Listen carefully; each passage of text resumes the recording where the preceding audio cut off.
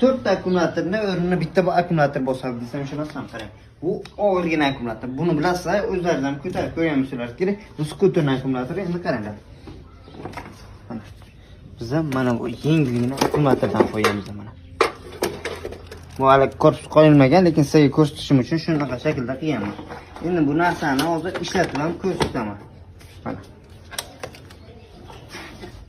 Yonda.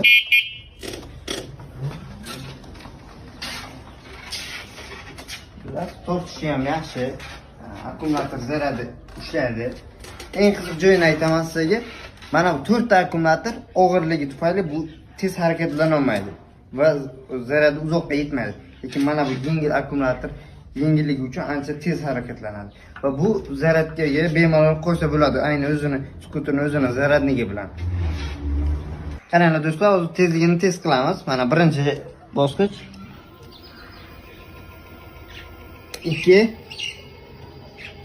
48 ga chiqdi. 3 55 ga.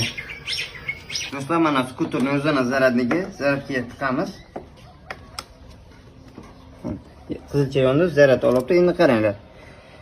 Bu bundagi BMS mana ilovasi bor. Mana shu necha foiz to'lgan, qaysi batareykalari qancha zarad olgan